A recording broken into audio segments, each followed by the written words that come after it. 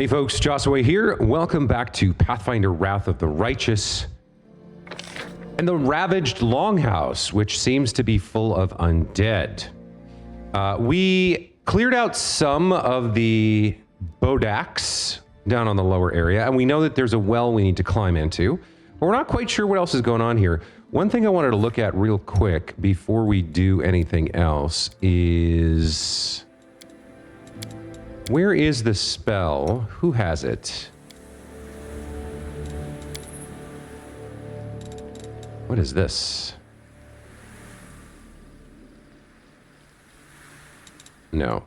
Somebody has a spell called, I think, Death Ward. Yeah, she has it.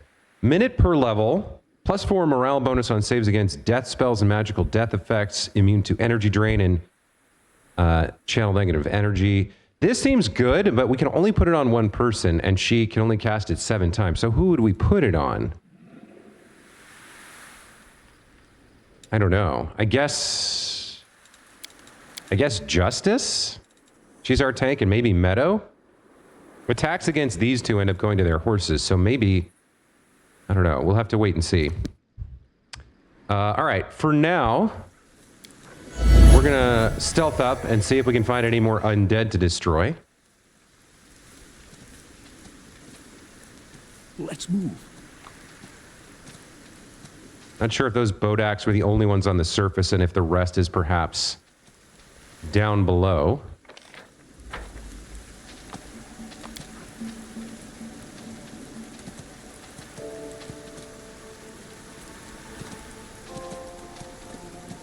Not seeing anyone immediately. Okay. We got a little bit of loot. Follow me.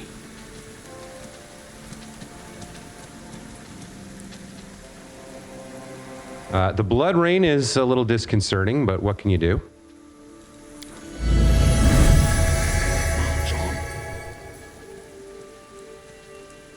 Okay, I think maybe the group we encountered was the only group. Oh, wait, what is this?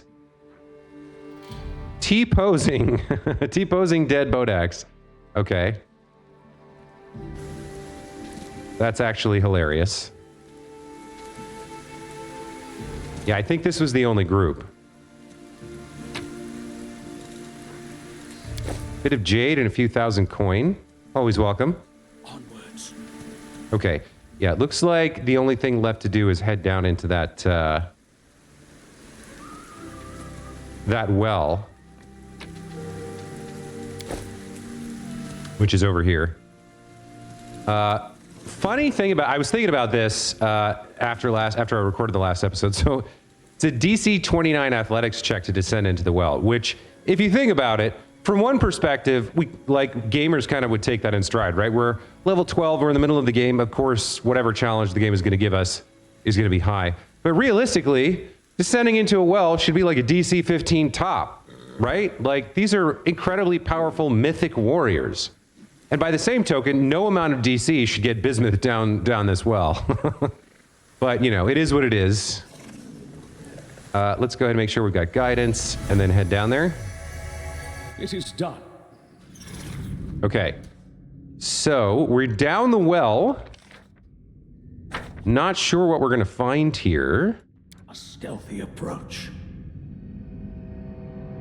That looks like a pathway. I think perhaps the way around here, not so much. Somebody carried something down. Oh, slab with 2 blue symbols. Now I think we found the blue place. So we'd have to go back there. But we now have the green symbols and the blue symbols. Interesting.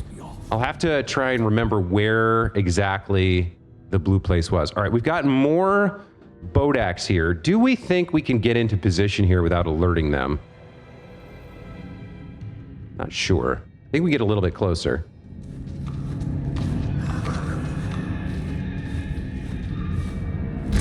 Okay, unfortunately, they did notice us.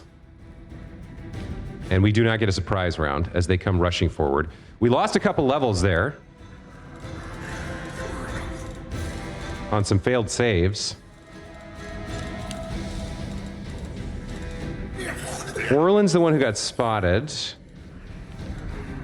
Wendwog lost 4 levels. Ember lost 2. All right, it's not the end of the world. You can get a full 6 attacks on this one, or you could potentially get your breath weapon. No, I think 6 attacks is a better play here.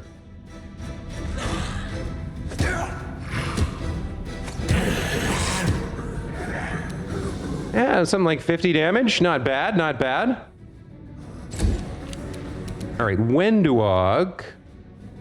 I think we're better off with her damage going for somebody who's full. I'll rip you apart! Nice crit. Great. Okay, she got this guy down to 11 hit points. Darren. Now the problem is, I would love to channel energy with you. That'll kill this one. And I can get a little bit of damage on him. It's a little bit of a waste that we can't travel further without eating an opportunity attack here.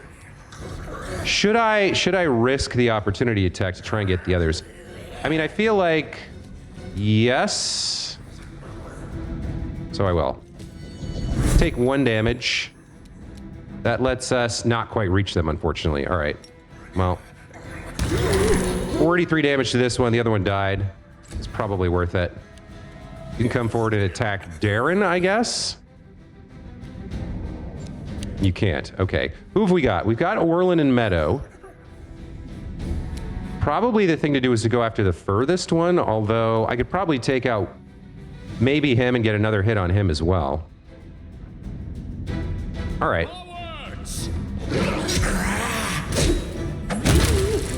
Very nice. We didn't go far enough. Too bad. These guys will come towards us. Nenio. Area attacks? Yes. Let's see what we can do here with you. You should have something good. You have Ice Storm, Bludgeoning, and Cold damage. These guys don't have resistance against that. If I can put it, like, right there, that should hit. See if I can put it there.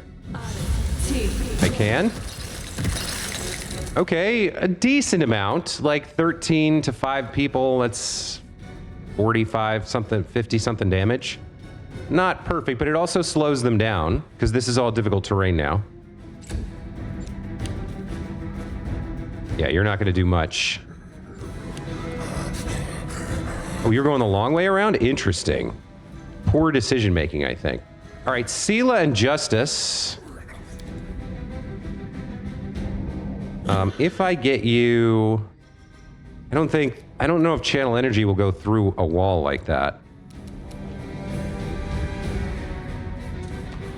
Come up here and let's have Sela channel positive energy. The damage undead. Not as good as Darren at it. Interesting. But she still does 60 some odd damage.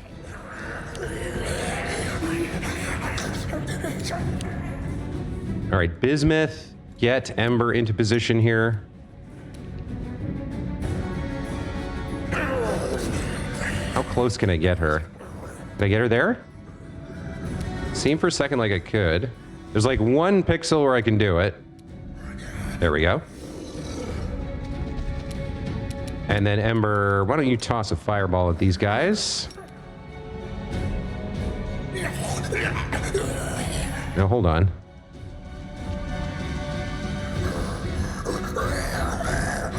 Need to do it without hitting my team. I guess I could throw a controlled fireball instead. And if I put it right there, I should hit everybody.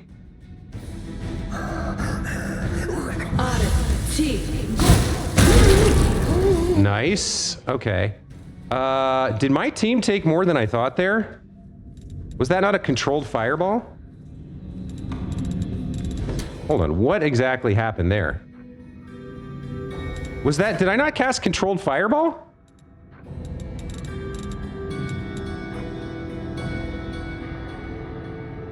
I It says a controlled fireball deals minimum damage. 14 to Sela. 27 was minimum damage? Wow. So control, I mean, she killed all the undead with massive damage. She ended up doing like over 200 damage here to the enemy. Yeah, 70 times 5 roughly, so like 350 damage. But I kind of hurt us a little bit too. Not exactly what I was trying to do. I guess my minimum damage on controlled fireball is not as low as it used to be. First time I cast it, it was like 8 damage. All right, let's get everybody together. And yeah, most people didn't take that much. Justice took a bit, Bismuth took a bit. Okay, we're not in a terrible place.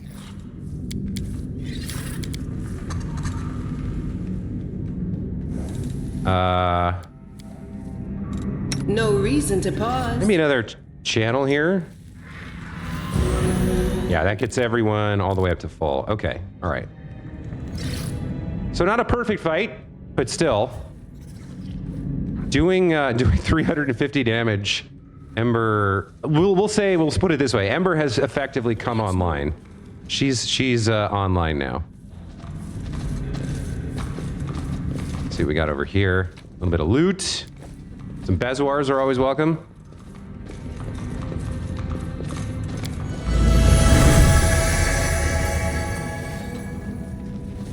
What else do we got going on? There might be more enemies around. So potentially we should still be sneaking a little bit. We also, yeah, picking up those blue tiles is huge. Follow me. Let's see if we can find up in this next area, if anything. Interesting, we go from caves to worked stone. Peek inside here. March on. Okay, there's another Bodak. Let's see if we can go ahead and grab the surprise round this time. I think we have Meadow Charge. No. So then maybe we'll toss, I don't think a Burning Hands is right. A Bone Shaker? It says a living creature skeleton, so this thing may be immune. Maybe just a Burning Arc here. There we go. Bismuth lost another 2 levels temporarily. I should have unsnuck first, but I didn't. Another one up there. I guess I could scout with her, see if she can see anything over here. Or maybe more... No, there's no darkness here. Okay. Pop up behind cover a little bit. Okay, we can see that there's another 1, 2, 3, 4, 5 here. What do we want to do with you? Charge this one, I guess? No, can't charge. All right, let's move in. And get that hit. We won't falter. Nice crit, which let us get the kill because Meadow is also a boss. Pretty nice, pretty well done. Darren, yeah, get in here. Your channeling is very powerful against these undead. Windowog, same deal. Position yourself as best you can.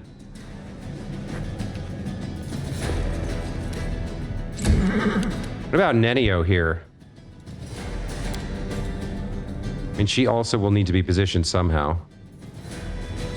She's pretty weak. Let me put her behind some other folks.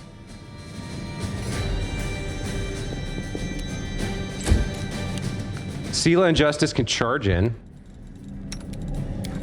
Or they can't charge, but they can move in.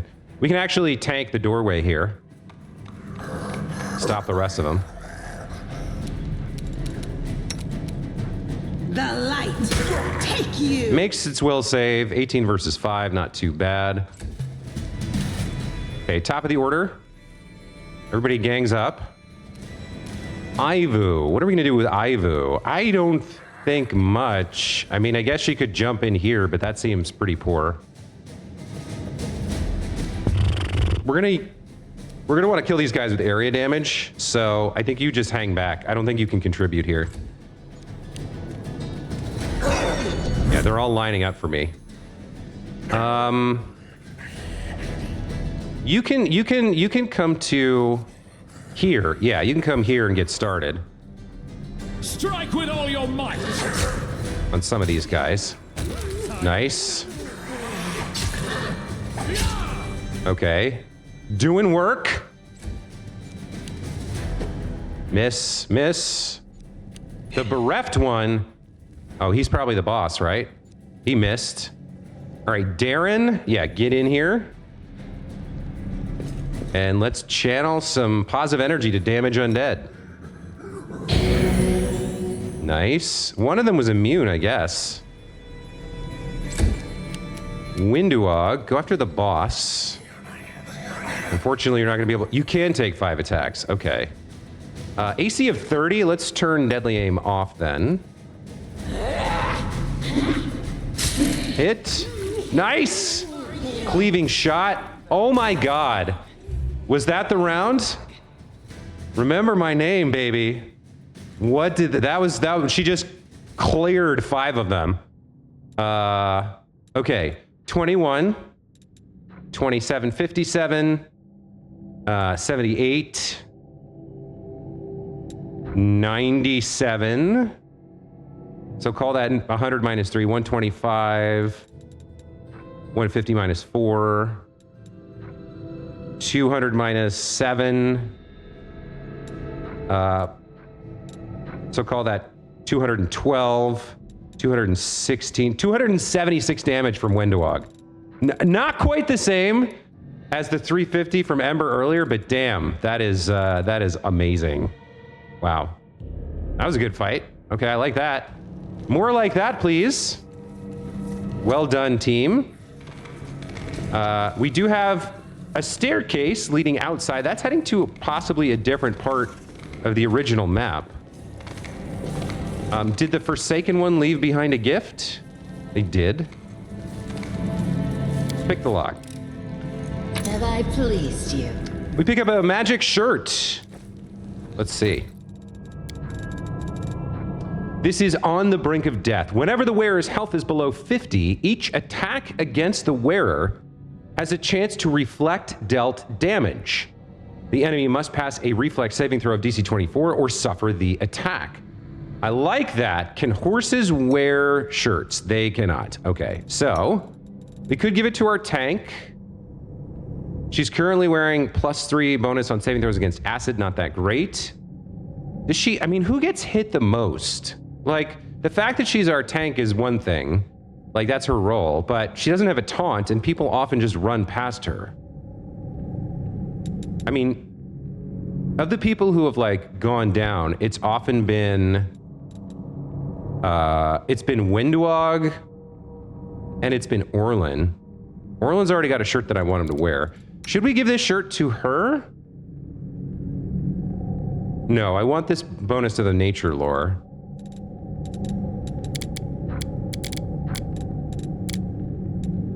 All right, we'll give it to Seela on the brink of death. It only kicks in when her health is below 50, but still. And then the shirt, the alchemist shirt, I mean, we can give that to someone. You might take some bomb attacks, I guess. Okay. Perfectly good pickup. Let's keep exploring. We do have that way up, but apparently I've missed some loot, and there's a little bit more over here that we could see.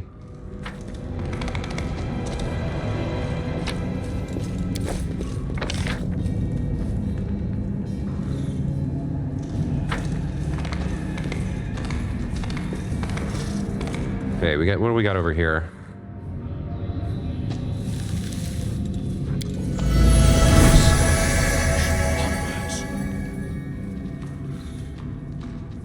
Oh, is this a dead end? No, there's something here.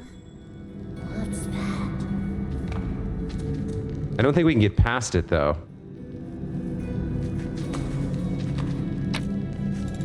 A little bit of money, and yeah, we can't get past whatever this barrier is. Okay. So the only way to go then is to go outside, I guess. Yeah, there doesn't seem to be like an athletics check to get here. Okay. Well, then let's head outside. Why not? Neat. Good.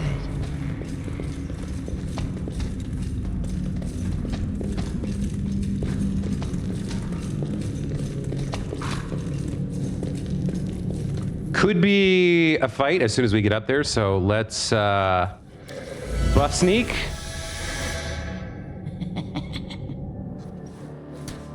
Where are we now? New area? No. No, it's the same area, but we're inside the house. Okay.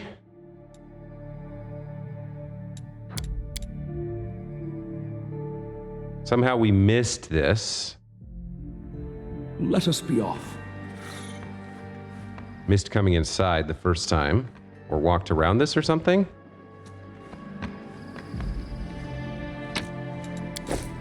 I guess that's it.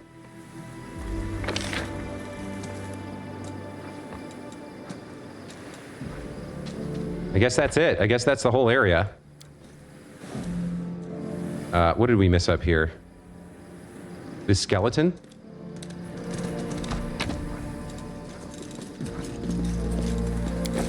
Okay. So now what remains is the question, what do we do next? Where do we go next? We had planned to go to the Heart of Mystery, but now we have the blue tiles. I'm trying to remember exactly where the place was as we go back to the map here.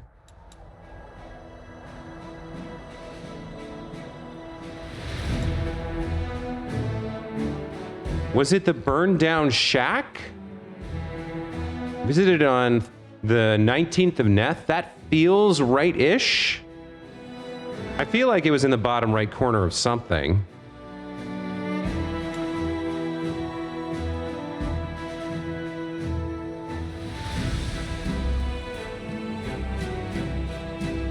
We've already done this.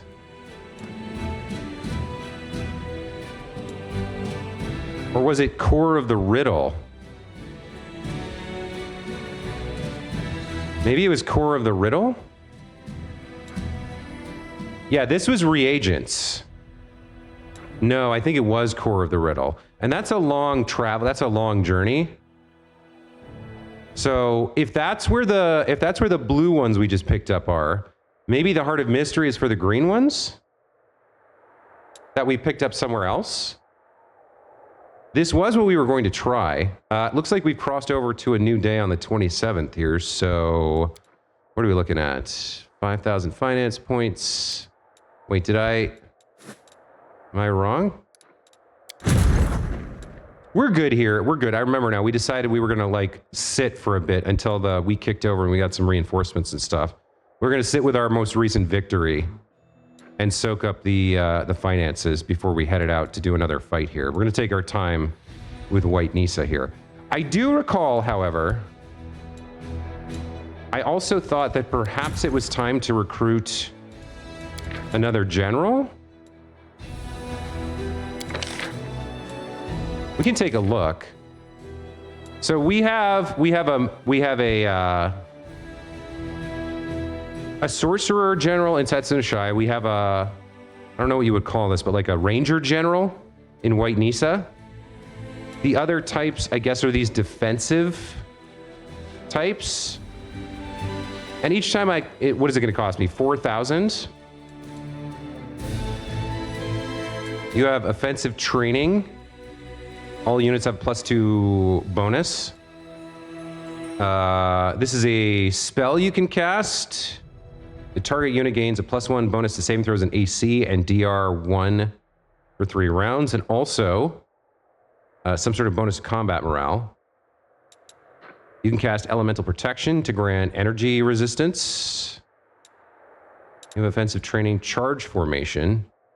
Allied units gain a bonus to speed and a penalty to AC. Dispersal of forces. All infantry, ranged, or cavalry units receive a bonus to attack and saving throws for 3 rounds. You only have one stratagem active at a time. I prefer straight damage. What do we have here? Defensive formation. Bonus to AC. Master of Maneuver is always nice. +1 army size. This guy's like White Nisa, has defensive training, more AC, has a weakening trap with poison, and the hunt ability, which Nisa has. Let's take a look at some of the other options here. You have Spellcraft, Cover, penalty to speed and initiative in exchange for a big bonus to AC. Do another defensive. We just looked at this guy, Sir Tector Silver here. Bill. We saw these two. We haven't looked at either of these, I don't think. So you have Flare as your specialty. Confuse units in a 3x3 area. That's not terrible. You have Cause Fear. That's mind affecting, so undead will be immune to it. And it turns out it's a penalty to combat morale, not an actual fear effect. Then elemental protection and defensive training. Anyone else we haven't seen? Attack formation. We've seen that. We haven't seen you. You get stone throw like Nisa, plus hunt and offensive training. Master Pilkwell. Yeah, I'm not seeing anyone that I super want. I don't know that we need a 3rd general right now anyway, and I don't think I want to spend the finances, but I was curious what was available. Okay, I think, yeah, we'll go back to the party here. I think we just leave that as it is. And I think we head for the Heart of Mystery.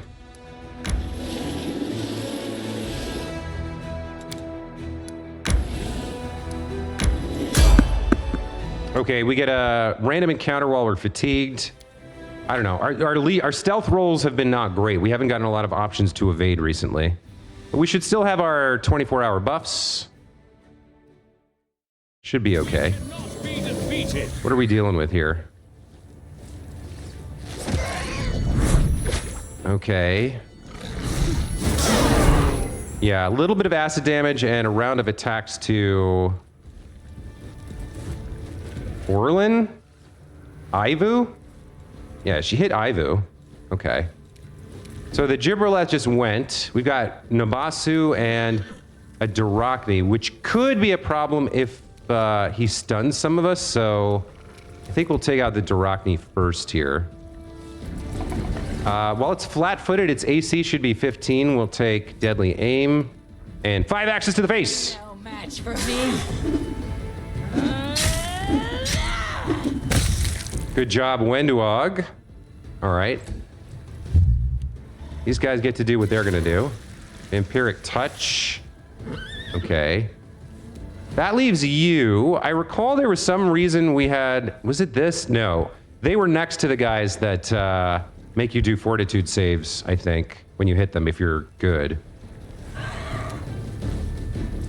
Okay, that was underwhelming.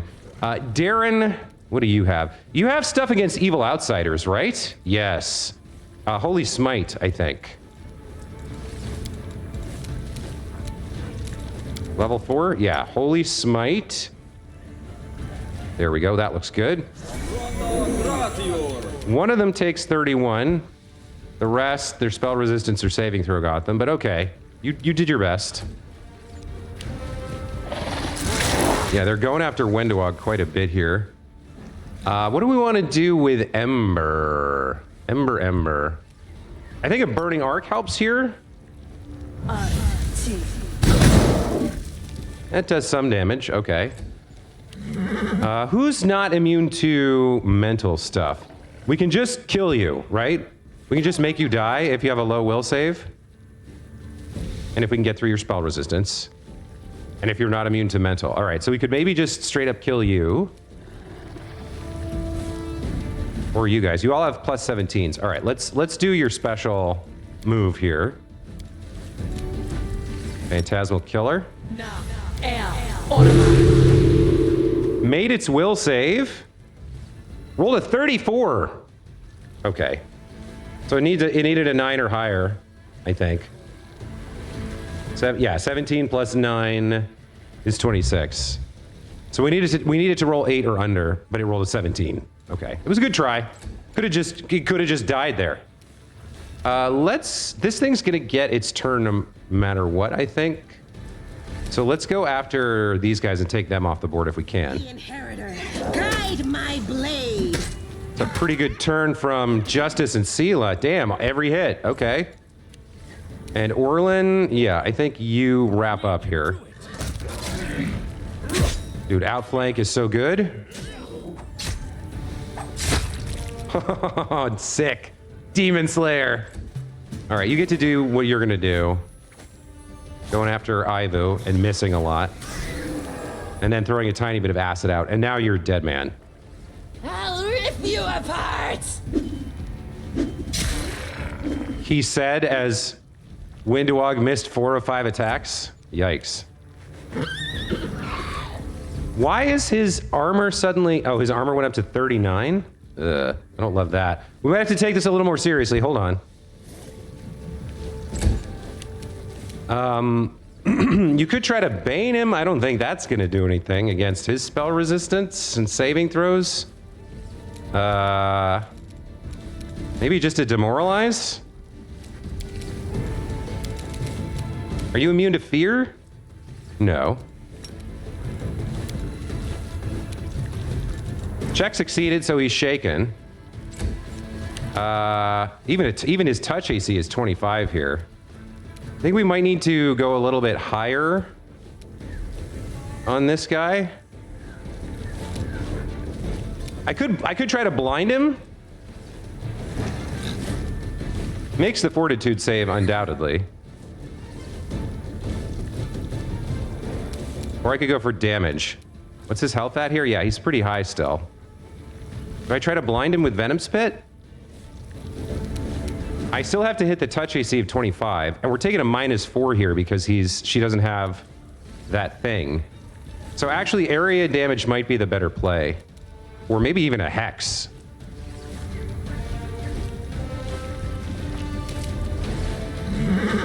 Surrender, or else! Can you be nauseated? You can. Or I could try to put misfortune on you for your saving throws, and then cackle to keep it longer. Yeah, maybe we put misfortune on him. At 8th level, the duration is extended by 1 round. This hex affects all rolls. A will save negates this hex. If DC is 22, this guy has a will save of plus 15, so we need him to roll a 6 or lower. So I don't know, maybe that's not the right call.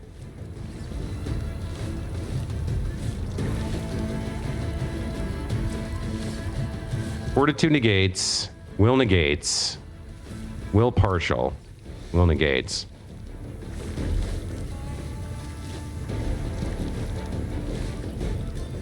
I could put the evil eye for saving throws on him, and then... Yeah, all right, let's do this. Okay, he makes his save, but he gets it, and then if I cackle... The duration's extended by a round? Too late for apologies. Yeah, 12 seconds of evil eyes on saving throws. Okay, that may help us next round. Or it may help with Nenio right here. I think she just does the same thing she did before and tries to instant kill this guy with Phantasmal Killer. Yeah! Disadvantage on saving throws, bitch! Okay, that worked quite well. Very happy with how that played. The banner's working for some of us and not all of us. Ivu needs some help here, or I guess maybe even just a potion or two. That looks good. Okay. So that ambush did not fare well for these guys. It did cost us a couple of healing potions, but beyond that, we're fine. Now, question, was anyone fatigued, or how long do we have on our bonuses? Oh, we've traveled longer than 24 hours here, it looks like. Yeah, okay. Then what we'll do is, since we have this opportunity, we'll rest here.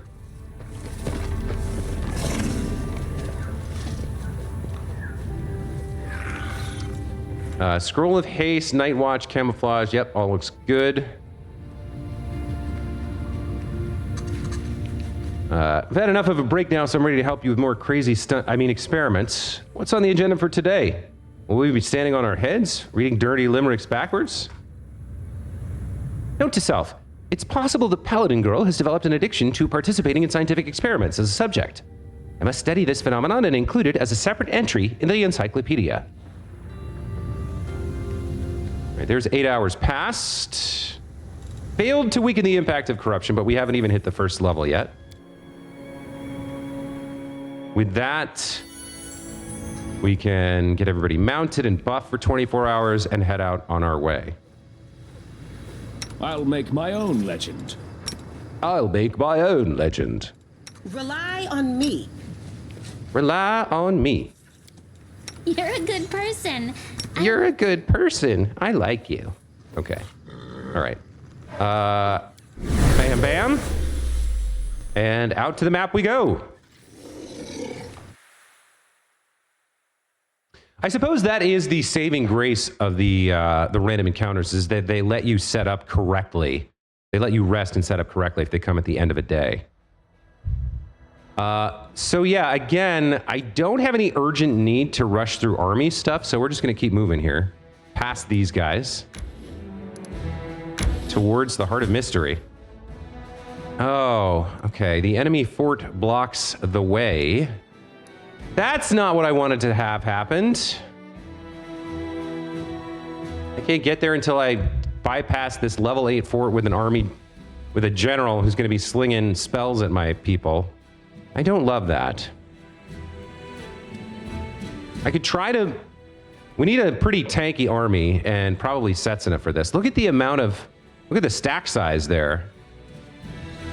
Yeah, that's going to be pretty gnarly. We're going to have to build a custom army for that.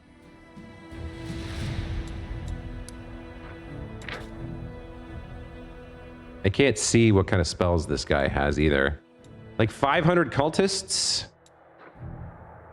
400 archers? That's a lot of hit points to chew through. So what are we doing then? I could try to get to these befouled barrows and see what they're about while we're down here. We know we have... Yeah, we know we have something for the core of the riddle. Makeshift lab is kind of a ways away. But I could bypass some of these armies and try and get here while I'm down here. Is that worth doing? This looks like it's on the south side of this crack, so I'd probably come along this path, and there's probably some branching that happens.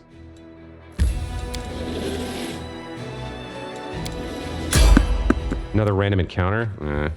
Right now, I'm not a fan of this, but all right, let's see what we get.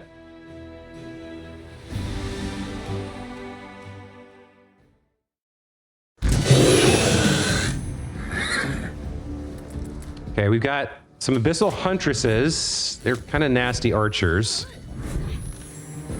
That's a lot of hits. Okay. We got a Durakni behind us. Let's see.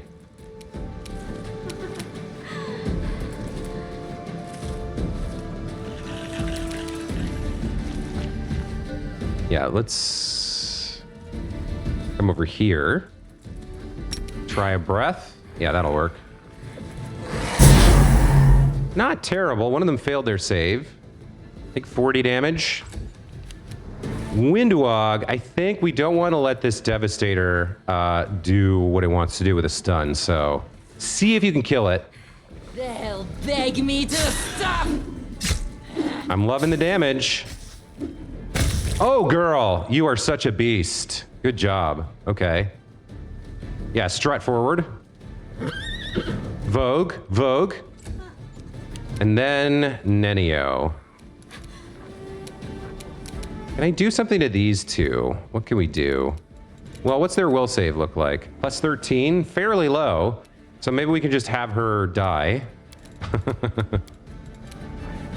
We're basically built around this phantasmal killer spell at the moment, so let's keep using it. Dead? Love to see that. You have a lot of damage you can do. Yeah, Nenio's taking a bit of a beating here. She's getting kind of low from the Huntress. All right. Orlin. Yeah. Oof. Gnarly.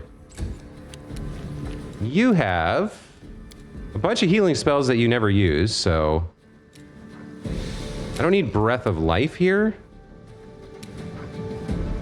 Heal seems like overkill. This is 5d8 plus 1 point per caster level. This is 48 plus 1 point per caster level.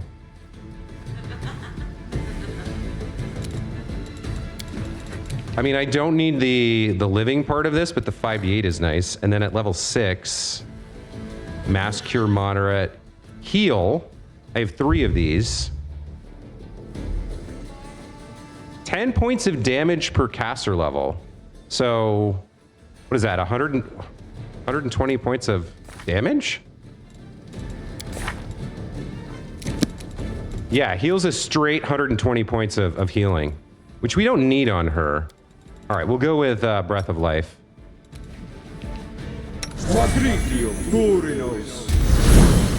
44, I'll take it. Ember. I mean, do you want to get fancy with it? Let's throw a lightning bolt at her. Can I do this without hitting anyone on my team? If I move Bismuth first.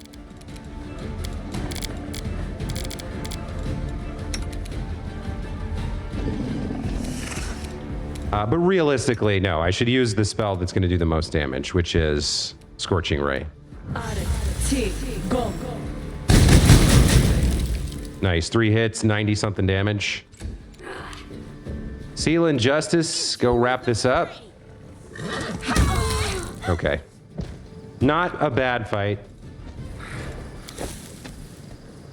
Trust. They had some loot for us. Presumably, yeah, just normal stuff. And I guess we're good to go here. Back out onto the road. Is everybody healed up? I think so, right? You're still, yeah, you need a little bit more. The world's not ending just yet.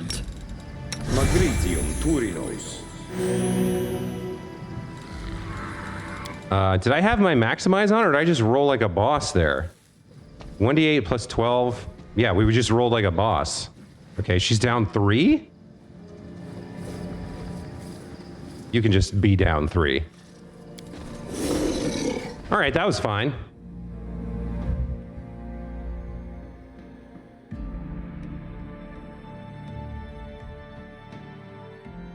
It's a shame we were blocked there, but it is what it is, right?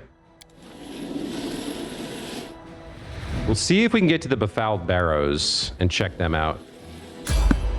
Another random, okay. Who's on stealth duty right now? Wenduog? Are you deliberately attracting fights so you can show off, Wenduog? Is that what's happening? All right. These look like trash mobs to me. Hold on. Giant spider with 7 hit dice. An ash giant with 14. Like, okay.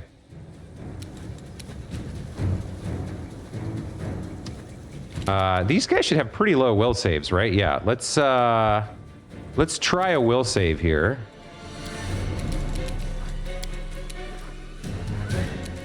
What do we want? Halt. Fall? Yeah, let's try a fall on this ash giant, this ash hole. Ha ha ha. It worked. Perfect. Okay. He has to stand up. He doesn't. Wenduog. Can you hit this one? You can't get, no. You can get this one with 5? All right, do it. No match for me. If she hits all 5, yeah, he's gonna go down. Perfect. You have to move a long way here. Can't do anything. Who else? What remains that's dangerous? The guy on the ground isn't that bad. Who is this? Ember? Area damage? I can't get all of them. I can get 2 of them with a fireball.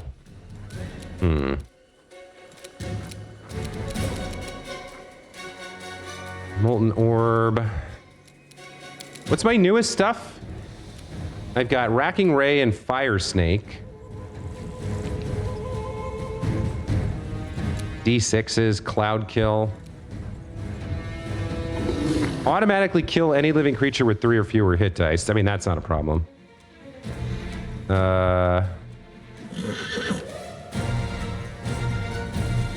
Living creature with 4 to 6 is slain unless it succeeds at a con save. Is there more here? Living creature with more takes constitution damage each round while in the cloud.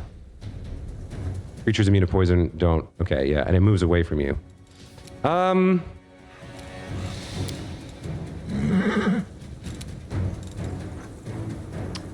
Enhanced Fireball isn't terrible here. I can get these guys without a problem. And then, okay, you have your touch AC is 12, but your reflex is +6. I mean, this will flat out kill the spider. It'll do some damage to this guy. Which one's going next? That one? All right, then let's do this. We'll just kill the spider. 76 damage. And then Ivu. Yeah, you're not gonna. I guess you can go mess with this guy. Spider gets to go. I don't know what it's gonna try. Probably gonna. Okay, yeah. These guys are too low level for what's happening right now. We won't falter. Kill the giant. Oh my god. Kill the spider. Take you! Tell the giant to die and see if he obeys. Wait, what else do we have here? Echolocation, shadow evocation. What's something big? Greater heroism, phantasmal putrefaction. What does this do? You implant within the minds of your targets the illusion that their skin is rotting away. Those who fail to disbelieve take wisdom damage. After each round, another will save. Targets that fail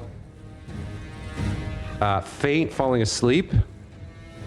Waking up doesn't end the spell. It must continue will saves. Okay, that's not a damage spell, but it is nice. What is this thing? Sirocco? Fire damage per caster level, knocks them prone. I'm remembering now that she had like a pair of bracers that could stun someone who was prone.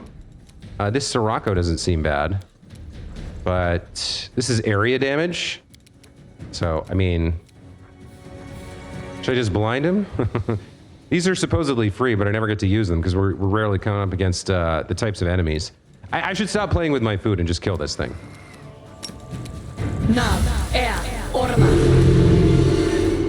Oh, he saved. Impressive. Arrow of Law. Hits him for 10. He stands up. What's he gonna do? Gonna miss. Okay, well, that was the last action of your life, was to make that choice. So, you chose poorly. Take all their stuff. Not that it's worth much. And how are we doing here? We've got another 8 hours on our buffs. It's probably enough. Anybody fatigued? Doesn't look like it. But it might be worth it to rest and start fresh here. Well, it's probably fine. We got the commander's song, or we can rest when we arrive at that location as well. How do I leave? There we go. Okay.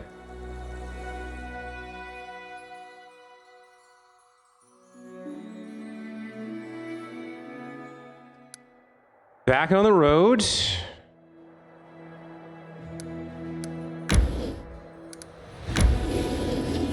Befouled Barrows. We've arrived. Oh, okay. Interesting. Iridescent streaks appear in the bilious violet sky above the deserted lands. The streaks are not like an ordinary Golarian rainbow. They look more like oil dropped on water. The sweltering haze in the sky seems to waver along with the streaks. Time and again, one of the commander's party spots some movement out of the corner of their eye and reaches for their weapon, only to immediately realize they were mistaken. The ground underfoot turns a muddy gray, covered in a dense layer of ash expelled by geysers. Curious natural phenomena, not uncommon in these parts.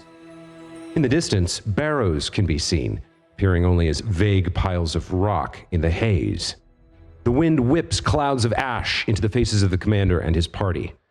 Along with the ash, the wind ushers in ragged gray clouds that shroud the sky.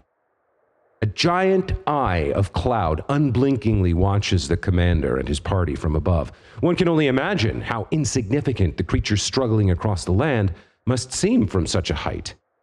In a break in the clouds, the white of the sky's eye pulses, ready to burst like a boil. The dark cloud of the pupil grows blacker still. The commander decides, okay, so we have a perception check that we should win, a world knowledge check that we should win.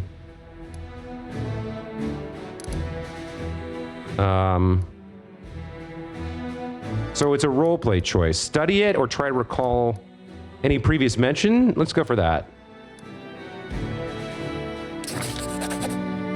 Nenio recalls conversations with seasoned crusaders. If a giant eye appears in the sky, you must run and not look back. According to witnesses, what follows such an omen is so horrific that it can rob a newcomer to the world wound of their sanity. Okay. Then let's follow those instructions here.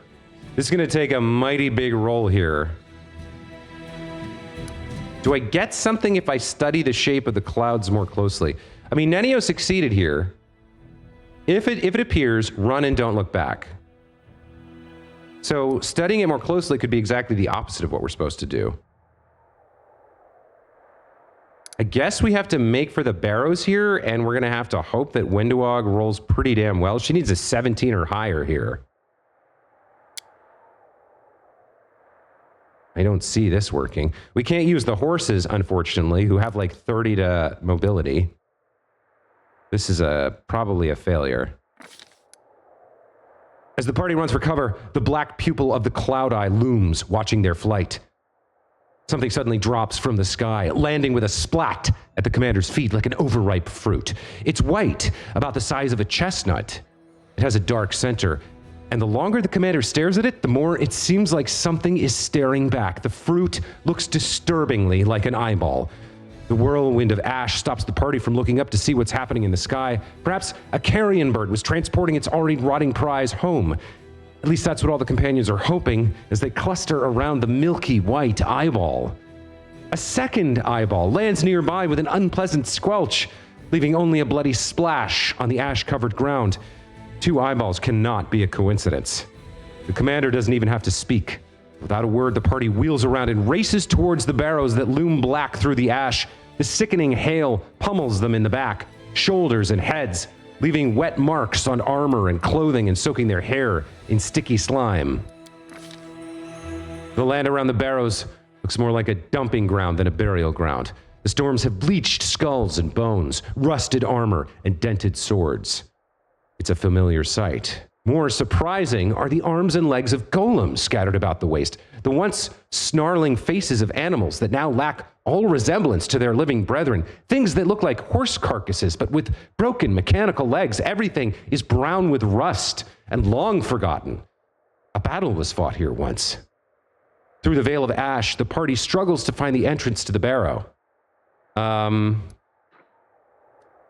Focus on traces of magic. Remember everything that's known about the architecture of Sarkorian burial mounds, or hastily feel along the walls. I think knowledge of the world here, again, we're relying on Nenio. Nenio notices that the positioning of the barrows follows the pattern typical for these places. They stand equidistant from each other in a circle to leave space for rituals to be performed. Nenio reasons that the entrances should face inward toward the center of the circle, and her reasoning proves sound. An ash-darkened piece of some kind of casing that covers the entrance crumbles under the slightest pressure. The mouth of the barrow is cool and smells of damp and dust. More of the ash lies underfoot and pressed into a glossy, slippery crust. It's clear that the barrow has been constructed above a cave system. The deliberately carved out corridors stretching off into the barrow's depths leave room for natural passageways. The wind, wailing through the stalactites in the dark, carries a strange sound similar to a desperate human cry.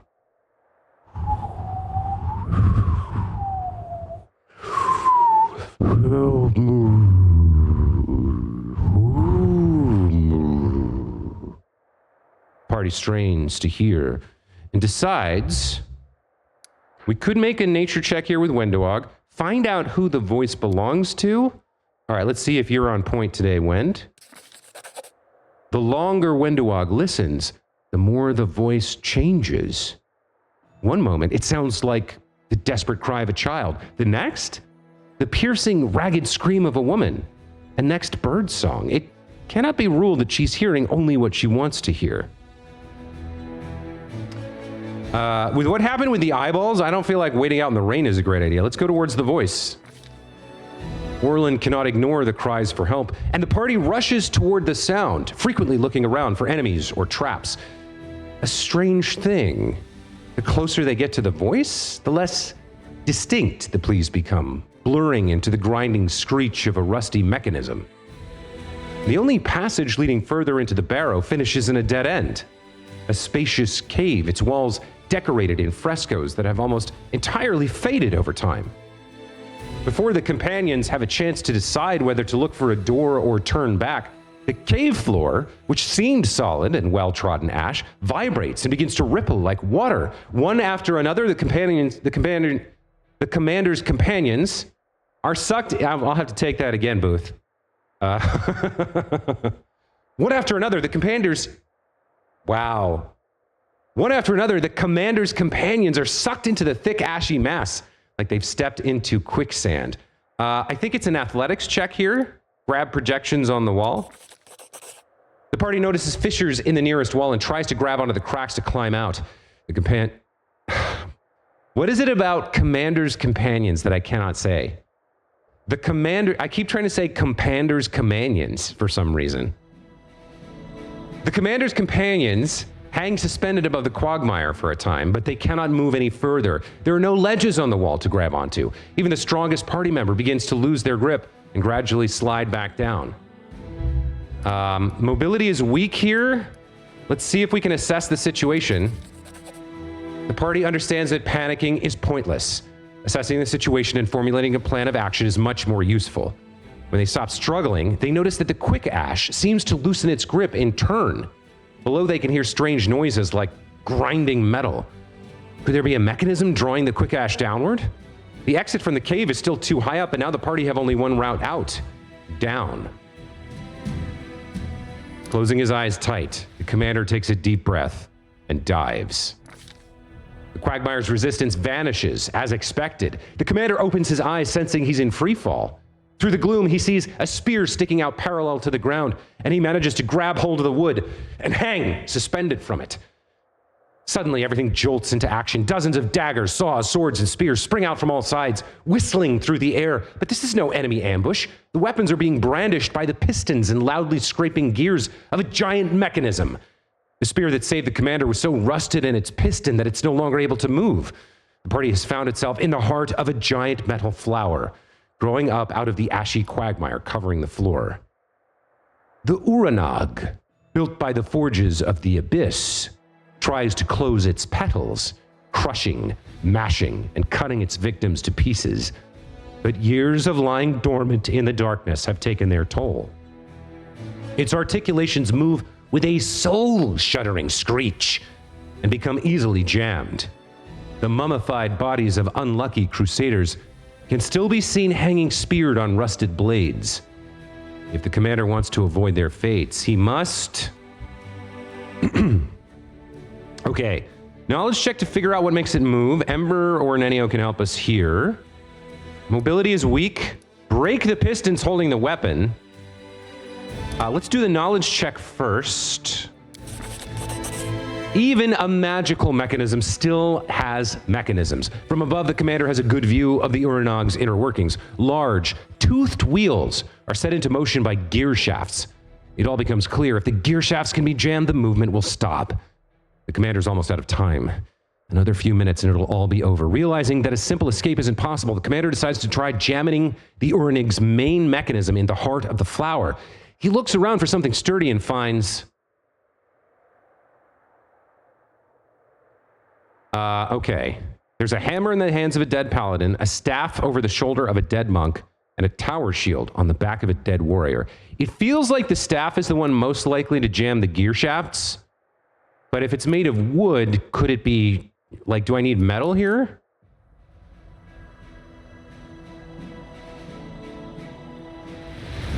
I'm gonna go with my gut here and pick the staff. The body of a monk with a staff on his back looks utterly serene. This person knew what was coming and prepared for death. The Uranug's daggers pierced him from all sides, but in doing so, they held him fast. His enchanted iron staff is untouched by rust, which is a promising sign. The commander tries to reach the staff, but to do so, he needs to grab onto the monk's shoulders and hang from them. It's a risky maneuver, but the ancient mummy remains intact. Even to the touch, the dead monk's body is flexible and supple, like he's only recently died. The commander seizes the staff and tosses it into the heart of the Uranog. The staff falls, striking perfectly in the vulnerable spot where the gears close together. With a furious screeching and scraping, the Uranog tries to grind up the staff, and after a few minutes, the staff breaks, disappearing into the bowels of the mechanism. Do we want the hammer or the tower shield? The hammer's like a chunk of iron. The tower shield is thin. Let's go for the hammer. The commander's almost out of time. Another few minutes and it will all be over. The body of the paladin, clutching a warhammer in his hands of bone, hangs from one of the Uranog's hammers, pointing directly upward. The commander's lucky that this warrior chose to meet his death with weapon in hand. The commander drags the body towards him and grabs the hammer. But the servant of light's grip is still surprisingly strong and refuses to relinquish the weapon. The bone arms are easily ripped from the skeleton's shoulder, still holding it, and the commander tosses the lot into the heart of the Uranog. The hammer falls, sparking off the gears and getting stuck between them. With a furious screeching and scraping, the Uranog tries to grind up the hammer, but it cannot. A tremor travels up the petals. There's a deafening, cracking sound, and the Uranog stills. Forever. After carefully extracting themselves from the clutches of the broken Uranog, the commander and his party find themselves up to their knees in ashy sludge once more, but this time it only harmlessly squelches under their feet as they walk. A dark breach yawns before them, and the cry the commander heard at the entrance of the barrows rises up again.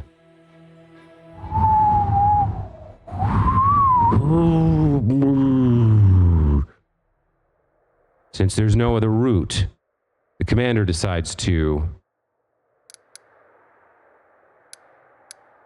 see if there's anything of value on the Crusaders' bodies.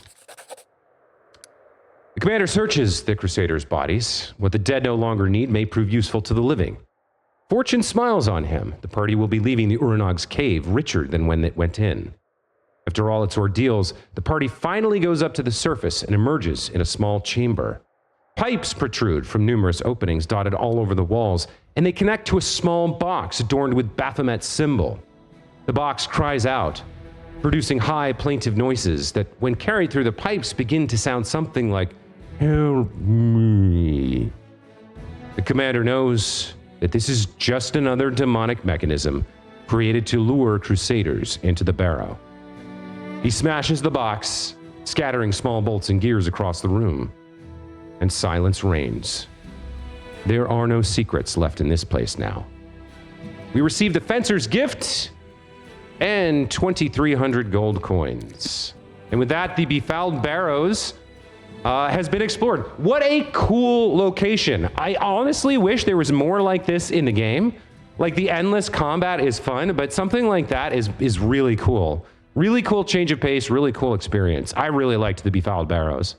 I don't know if I played it perfectly or not, but we made the choices we made, and we got out with Fencer's Gift, which, let's take a look. Fencer's Gift. Is that... I don't see it. Oh, they're gloves. Hold on. I thought it was a weapon. These gloves grant their wearer +3 damage bonus to the second weapon when dual wielding or wielding a two-handed melee weapon. If the wearer has the weapon training ability and is wielding a weapon, it gives a bonus to. That bonus increases by +2. So for a fighter with dual wielding, she already has something here.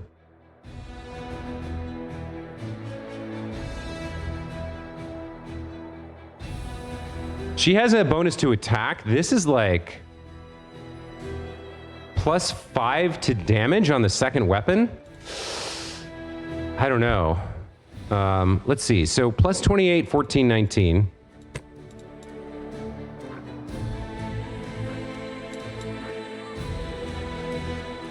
This counts as dual wielding, right?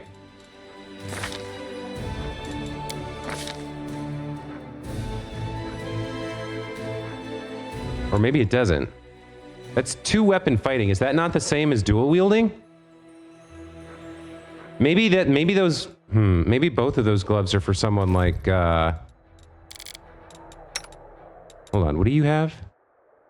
Persuasion checks to intimidate?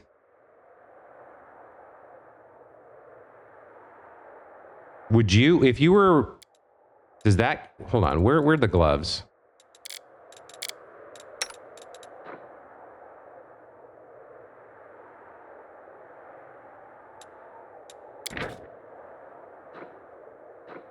If you fight with two weapons in both hands, you know, yeah. Normally have a penalty. Two weapon fighting feat. Yeah, so I feel like these should work for her. The question is whether I want the bonus to attack. I'm not seeing it show up on the sheet, but I'm not seeing the damage show up either. Let me do this. Let me keep wearing these. Because the other person who could benefit from these is you. I'm not quarrying that often. Although maybe I should be with being able to reduce AC and sicken. Nobody else... I guess you technically are dual wielding with the shield. And I think these gloves are better. Fencer's Gift. Oh, it does affect the damage. Because that went from 5 to 10 to 8 to 13. Yeah, +3 damage. So, hold on. Let's go back to Wendowog and take these gloves off. Yeah, she was getting a benefit to attack there.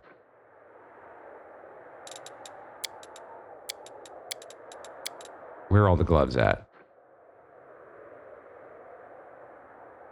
So you have weapon training. Both of these require weapon training. So this gives you... Yeah, I think the bonus to hit is more important for you.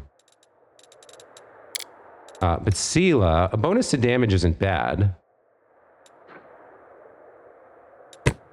On your offhand, your shield bash, and then... What are you wearing? Competence bonuses to persuasion skill checks versus... What is this? +2 bonus on persuasion skill checks made to intimidate. Can you wear gloves, Ivo? You can? Have some gloves. Okay. I mean, I guess that's it. What a cool encounter here at Befouled Barrows. I really, really like that. And I guess that's going to be the episode. When we come back next time, we can't get to the Heart of Mystery yet. So I suppose instead we'll head for the core of the riddle. which probably means teleporting home and then traveling there. But like I said, that's going to be it for this episode. Thank you so much for watching. Hope you enjoyed this one. We'll see you next time. Take care. Bye.